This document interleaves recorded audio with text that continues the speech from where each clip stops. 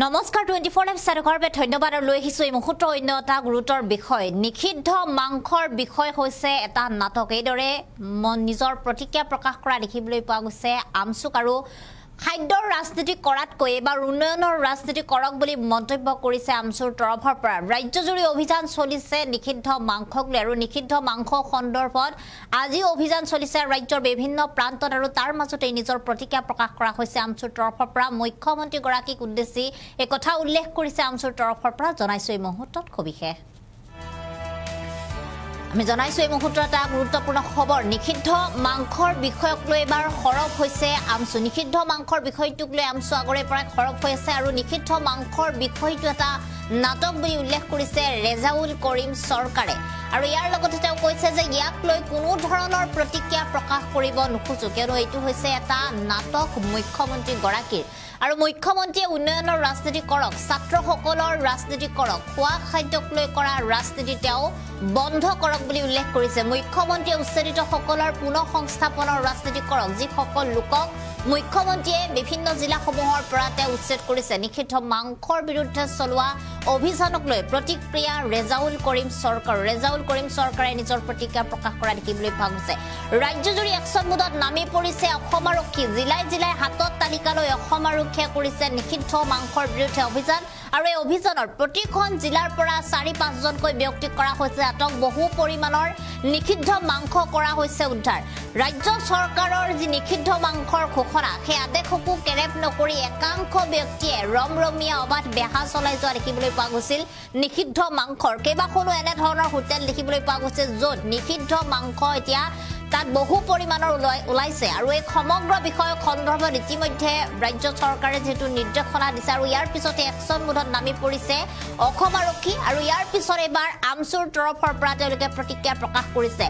ৰাজ্যৰ লোকসকলৰ অৰ্থাৎ কোন সম্প্ৰদায়ৰ লোকে কি খাদ্য খায় সেয়া ৰাজনীতি কৰা বাদ দিয়ক ৰাজ্যৰ মুখ্যমন্ত্ৰী ডক্টৰ হিমন্ত বিশ্ব শৰ্মাই এনেদৰে তেওঁ প্ৰতিক্ৰিয়া প্ৰকাশ কৰিছে তেওঁ উল্লেখ কৰিছে যে মুখ্যমন্ত্ৰীয়ে ছাত্ৰসকলৰ উন্নয়নৰ ৰাজনীতি কৰক ছাত্ৰসকলৰ ভৱিষ্যত সুনিশ্চিত কৰাৰ ক্ষেত্ৰত তেওঁ ৰাজনীতি কৰক কিন্তু এনে ধৰণৰ খোৱা খাদ্যক লৈ যি তেওঁ নিকৃষ্ট পৰ্যায়ৰ ৰাজনীতি কৰিছে সেয়া তেওঁ বাদ দিয়ক আৰু ইয়াৰ লগতে তেওঁ কৈছে যে যিসকল লোকক উচ্ছেদ কৰা হৈছে সেই উচ্ছেদিত লোকসকল আজি খাবলৈ পোৱা নাই তেওঁলোকে থাকিবলৈ পোৱা নাই পথৰ কাষত তেওঁলোকে থাকিবলগীয়া হৈছে সেই লোকসকলৰ সুৰক্ষাৰ কথা তেওঁলোকৰ সংস্থাপনৰ কথা চিন্তা কৰক মুখ্যমন্ত্ৰী গৰাকীয়ে এনে ধৰণৰ যি তেওঁ নাটক আৰম্ভ কৰিছে খাদ্যক লৈ নিষিদ্ধ মাংসৰ ক্ষেত্ৰত এনেদৰে খৰব হৈ নিজৰ প্ৰতিক্ৰিয়া প্ৰকাশ কৰা দেখিবলৈ পোৱা গৈছে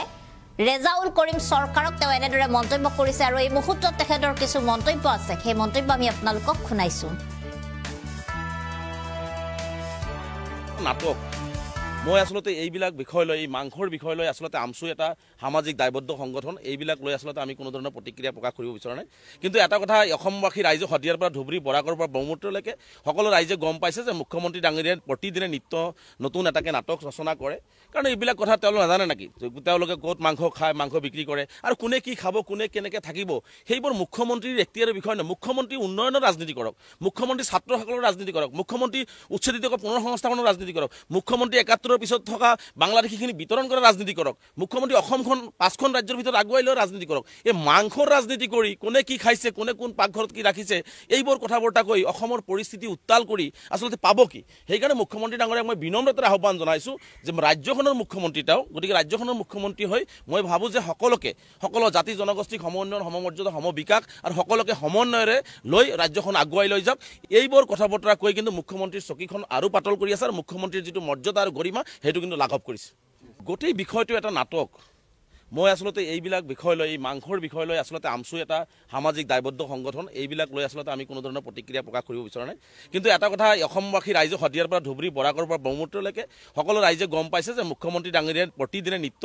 নতুন এটাকে নাটক ৰচনা কৰে কাৰণ এইবিলাক কথা তেওঁলোকে নাজানে নেকি তেওঁলোকে ক'ত মাংস খায় মাংস বিক্ৰী কৰে আৰু কোনে কি খাব কোনে কেনেকৈ থাকিব সেইবোৰ মুখ্যমন্ত্ৰীৰ এখতিয়াৰৰ বিষয় নহয় মুখ্যমন্ত্ৰী উন্নয়নৰ ৰাজনীতি কৰক মুখ্যমন্ত্ৰী ছাত্ৰসকলৰ ৰাজনীতি কৰক মুখ্যমন্ত্ৰী উচ্ছেদিতক পুনৰ সংস্থাপনৰ ৰাজনীতি কৰক মুখ্যমন্ত্ৰী ৭১ 71ৰ পিছত থকা বাংলাদেশীখিনি বিতৰণ কৰা ৰাজনীতি কৰক মুখ্যমন্ত্ৰী অসমখন 5খন ৰাজ্যৰ ভিতৰত আগুৱাই লৈ ৰাজনীতি কৰক এই মাংসৰ ৰাজনীতি কৰি কোনে কি খাইছে কোনে কোন পাকঘৰত কি ৰাখিছে এইবোৰ কথাবৰ্তা কৈ অসমৰ পৰিস্থিতি উত্তাল কৰি আচলতে পাব কি সেইকাৰণে মুখ্যমন্ত্ৰী ডাঙৰীয়াক মই বিনম্ৰতাৰে আহ্বান জনাইছোঁ যে ৰাজ্যখনৰ মুখ্যমন্ত্ৰী তেওঁ গতিকে ৰাজ্যখনৰ মুখ্যমন্ত্ৰী হৈ মই ভাবোঁ যে